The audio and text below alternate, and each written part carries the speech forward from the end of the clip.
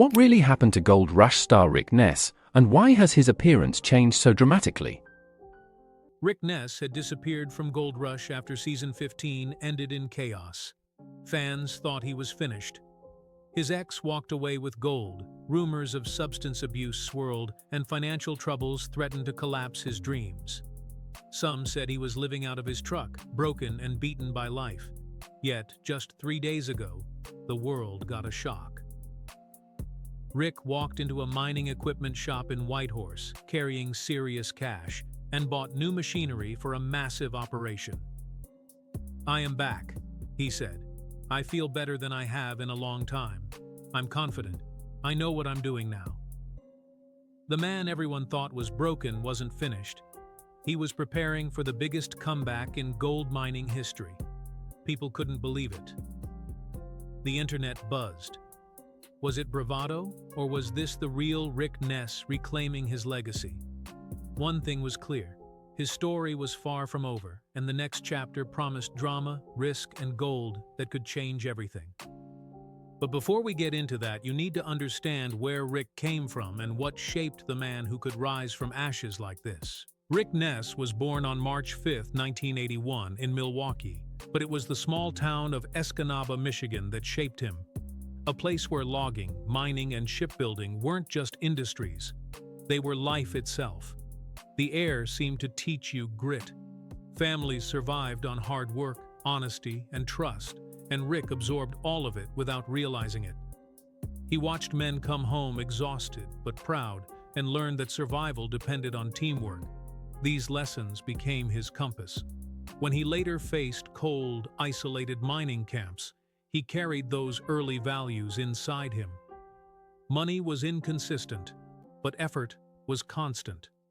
It was in Escanaba that Rick first learned the rhythm of hard work, the patience needed to push through long days, and the humility of relying on others.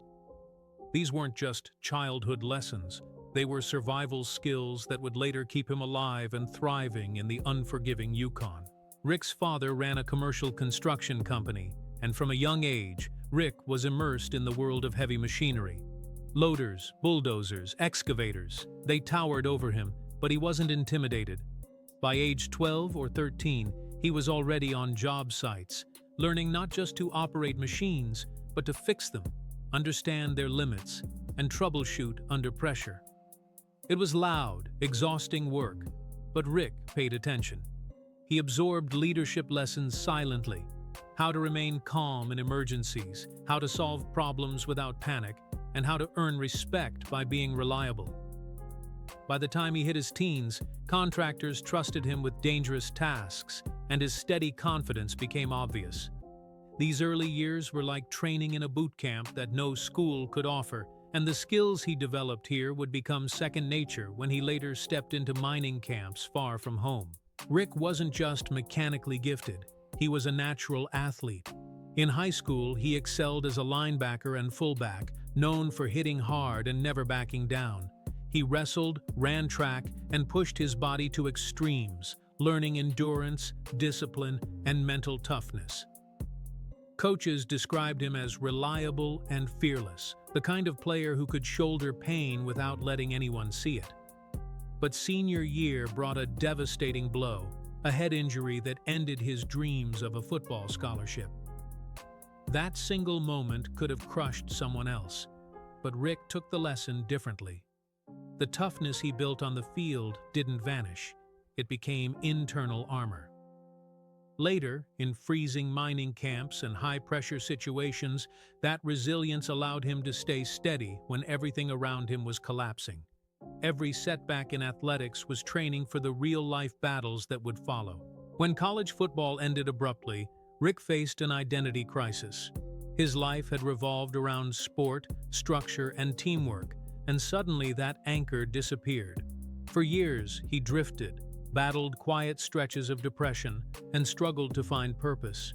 He experimented with construction work, learned trades, and gradually reconnected with the world of hard labor. These years weren't glamorous. They were lonely, exhausting, and sometimes discouraging. but they planted the seeds of resilience that later allowed him to take unimaginable risks in mining. Rick learned to endure, adapt, and push forward, no matter the obstacle. That period of rebuilding laid the foundation for his future, a foundation that would eventually support one of the most remarkable comebacks in gold rush history. And just as he was finding his footing, another unexpected chapter was about to begin. Music. After his college football dreams ended, Rick Ness found himself in unfamiliar territory. The structure, camaraderie, and purpose he had built around athletics vanished overnight, leaving him unmoored. For a while, he drifted, taking whatever blue-collar work he could find, moving between construction sites, garages, and temporary jobs. It wasn't glamorous, but it grounded him in the real world. During those years, Rick learned to endure monotony, navigate unpredictable schedules, and rely on his own judgment when no one else was around. That quiet resilience became a core part of who he was. He also discovered something crucial. Even when life feels empty, mastering skills and working with your hands can give you a sense of control and pride. It was in these ordinary, challenging years that the seeds of his extraordinary mining career were quietly being planted. And just when he was settling into this rhythm of work and adaptation, life threw him another curveball, a detour that would surprise even Rick himself. Around 2004, Rick's life took an unexpected turn. Without any formal training, he picked up the upright bass and taught himself to play. Music became an outlet for frustration, focus, and creative energy. He joined the 357 String Band, a Milwaukee group blending bluegrass with raw punk energy. They had no drums, but plenty of fire. Rick quickly became the calm anchor, the guy who kept the rhythm steady while chaos swirled around him. Touring across the United States and Europe, Rick played in cramped venues, slept in vans, and faced exhausting schedules that would have broken many others. These years taught him adaptability, discipline, and problem-solving on the fly, skills he didn't realize would translate perfectly to mining life. Performing nightly, managing equipment, and keeping a team of musicians moving forward under extreme conditions hardened him in ways that would later make him unstoppable in the Yukon. Touring with the 357 String Band was a crash course in endurance and leadership. Rick learned how to manage moving parts under pressure, scheduling shows, loading and unloading gear, calming tense situations, and motivating people who were exhausted and frustrated. He thrived in chaotic environments and built a reputation as the reliable, steady presence everyone depended on. Beyond the logistics, Rick also learned patience, persistence, and the importance of incremental progress. Every small step on tour, from troubleshooting a broken amplifier to keeping morale high on a 12-hour drive, was a lesson in resilience.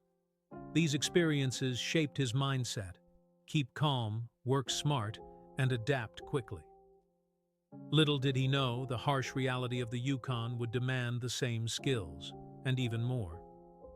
By 2011, the 357 String Band began to fracture. Disagreements led to the firing of guitarist Jake Orvis, and soon after, Joseph Huber left to pursue other paths. The band that had once defined Rick's adult life and identity was gone. 2 farewell shows in Milwaukee and Green Bay marked the end of this chapter. The breakup was a bitter lesson in unpredictability, risk, and the fragile nature of collaborative success. Rick realized that even talent and hard work couldn't guarantee stability. The experience left him reflective and cautious, but it also fueled determination. He learned to value reliable partners, weigh risks carefully, and understand that setbacks were inevitable, but survival and success depended on perseverance. Just as one door closed, another opportunity was quietly waiting to appear in the most unexpected form: gold mining. Rick's entry into mining almost seemed accidental. In 2010, while performing at the Southeast Alaskan State Fair, he met Parker Schnabel, a young miner already entrenched in the Yukon's demanding environment. Parker noticed Rick's calm demeanor, work ethic, and reliability. Despite having zero mining experience, Rick was offered a position. At 37, he traded long nights on the road for long days in the cold, isolated mining camps. The work was brutal, 14-hour days in freezing temperatures, heavy machinery, and steep learning curves, but Rick adapted quickly. His background in construction and music had prepared him in ways he didn't realize. Every machine breakdown, logistical challenge, and harsh night reinforced the lessons he had learned throughout his life: patience, resilience, and meticulous problem-solving. Fans soon witnessed the transformation from outsider to indispensable team member. What started as a detour was becoming the foundation of one of Gold Rush's most remarkable stories. Rick's first seasons with Parker Schnabel were grueling, but they showcased something special. He started with no mining experience, yet his calm, methodical approach quickly earned Parker's trust. Driving trucks, digging trenches, hauling dirt, and freezing through 14-hour Yukon days, Rick absorbed every lesson on the job. Fans watched him transform from an outsider to a critical crew member, capable of keeping machines alive and making split-second decisions under pressure. His quiet humor, honesty, and refusal to play to the cameras made him instantly relatable. Even when setbacks hit, broken equipment, extreme weather, and crew challenges, Rick persevered. He wasn't just learning, he was becoming someone the whole operation relied on. And here's a question for you. If you were in his boots, facing freezing nights and massive risks with zero experience, would you have the courage to keep going? Hit that like button, subscribe, and comment your answer below. We want to hear your take. But just as Rick was mastering the basics, the next chapter would test him in ways he never imagined: leading his own crew. By season 6, Rick was no longer just learning, he was leading. Parker trusted him with reclamation work, crew management, and making decisions that could save an entire season. Rick handled responsibility naturally. He fixed broken machinery before it caused delays, delegated tasks efficiently, and maintained calm when chaos hit. Fans noticed that he wasn't flashy, he was dependable. His credibility grew because he consistently delivered results without seeking attention. Leadership wasn't about authority for Rick. It was about earning trust and making sure every part of the operation ran smoothly. By the end of this period, he was no longer just a supporting crew member. He was an emerging force, ready to take the next big step. In 2019, Rick made a choice that shocked many. He left Parker's crew to run his own mining operation. At 38, he sold his late mother's house, emptied his savings, and invested every ounce of security into one dream. He purchased the wash plant, Monster Red, for $500,000 and prepared to manage an entire mine on his own. The risk was enormous. Crew wages, fuel, equipment maintenance, everything had to be calculated perfectly. One mistake could collapse the whole operation. Yet Rick believed in himself. He trusted his work ethic, the lessons learned in construction and music, and the resilience built from years of personal struggle. This was more than ambition. It was a test of everything he had learned, and fans held their breath to see if he could pull it off. Rick's first independent season proved he was ready. He aimed to produce 1,000 ounces of gold, but exceeded expectations, pulling in more than 1,100 ounces, worth roughly $3.6 million at the time. He managed every aspect of the operation, from machines to crew morale, under extreme conditions. The success didn't just validate his skill, it transformed public perception. Fans saw a man who had risked everything and emerged victorious, and the underdog story became real. But success brought new pressures.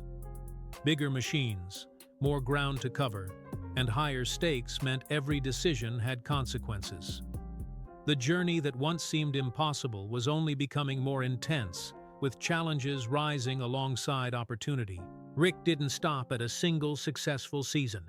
Soon, he broke records, producing 5,300 ounces of gold in 1 year, nearly $10 million in value using 2025 prices.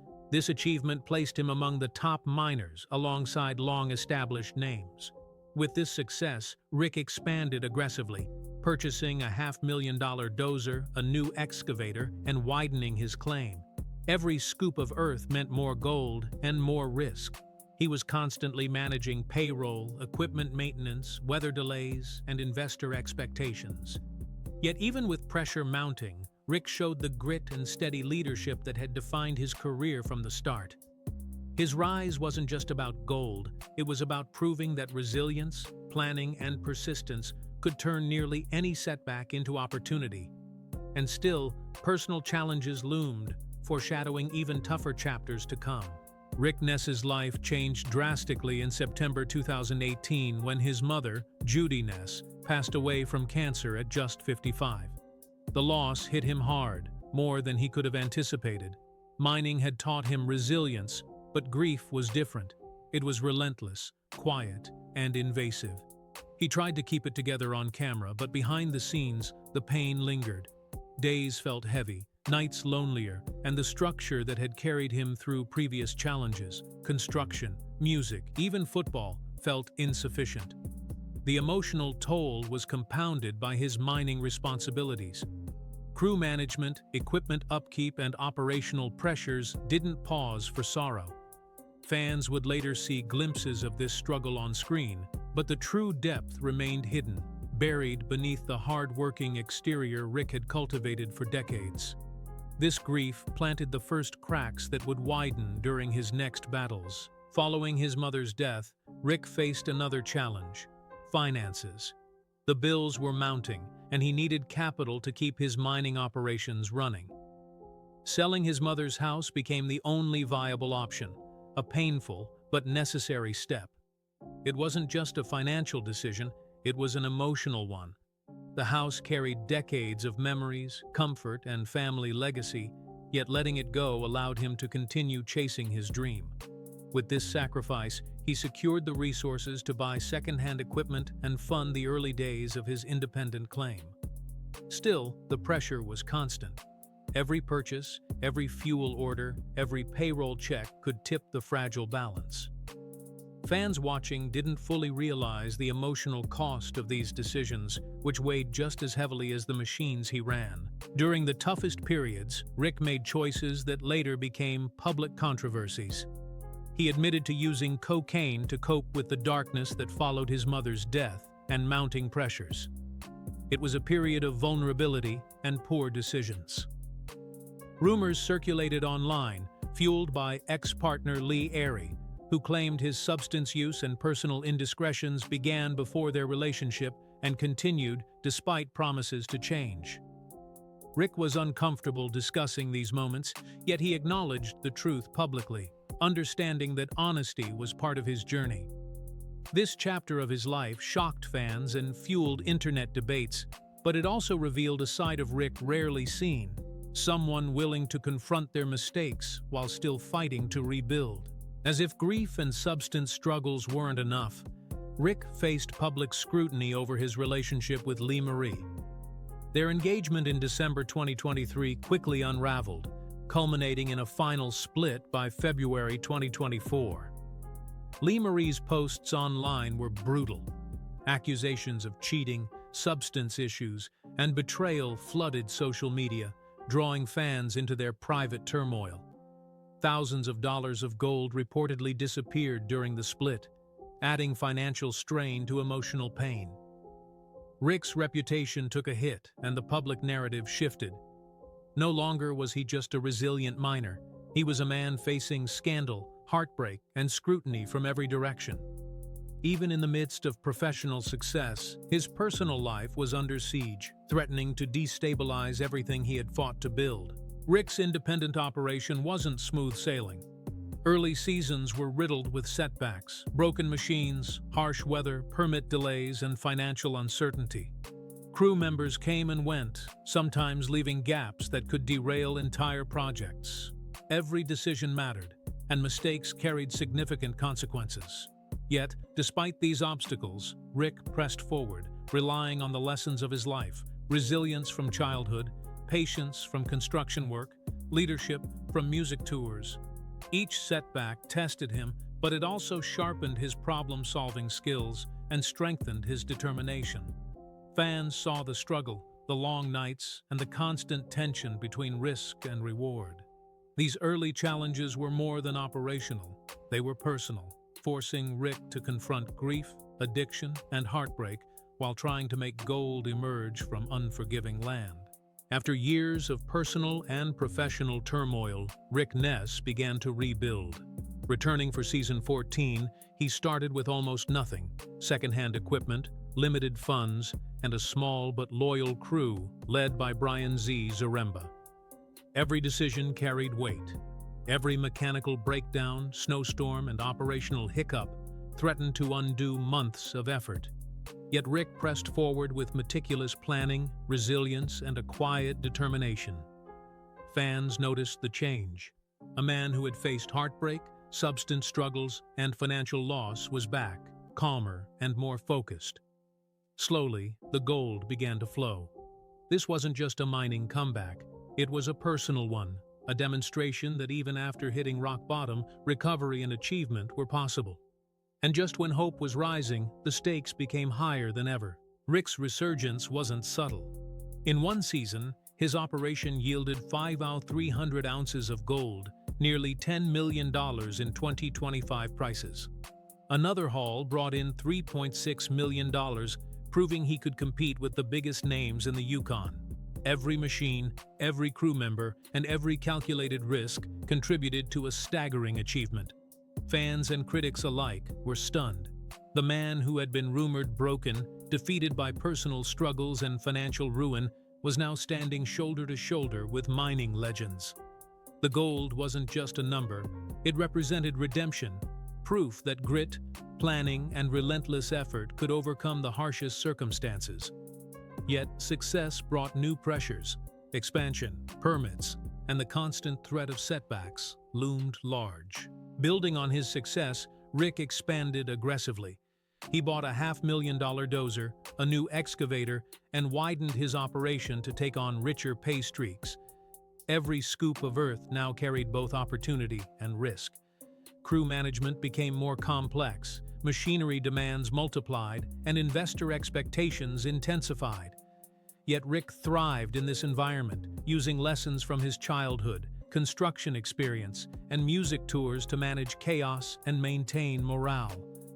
His leadership style, quiet, practical, and trustworthy, continued to earn respect. Even as the pressures mounted, Rick demonstrated that true resilience isn't just surviving, it's evolving, adapting, and mastering challenges that once seemed insurmountable. Despite record-breaking successes, Rick's journey remains fraught. In season 16, he lost access to Duncan Creek after a denied water license, forcing negotiations with Troy Taylor to mine at Lightning Cut. Legal hurdles, permit delays, and seasonal constraints made mining risky and costly. Personal losses continued. In December 2025, he mourned Ruby, his mother's dog of 19 years, a small but poignant reminder of the grief he carried since 2018. Financially, his net worth fluctuates around $3 million, with mining costs, equipment, crew wages, and unpredictable gold prices constantly reshaping the numbers. Fans watch closely, knowing that every season for Rick is make or break, with personal, operational, and financial stakes intertwined like never before. Rick Ness's story is far from over. From a small town in Michigan, to college football dreams crushed, to touring musician, to gold rush underdog, and finally to independent mining success, he has survived heartbreak, grief, addiction, and public scrutiny. His journey is a testament to resilience, risk-taking, and relentless effort. While legal issues, personal loss, and operational pressures continue, Rick remains committed to mining, rebuilding, and pushing boundaries. Fans continue to watch, inspired by his ability to recover, adapt, and thrive, despite obstacles that would overwhelm most. His legacy is not only gold, it's a story of human endurance, courage, and the unwavering pursuit of dreams even when the odds seem stacked against him. The next chapter is still unfolding, and one thing is certain: Rick Ness refuses to be finished.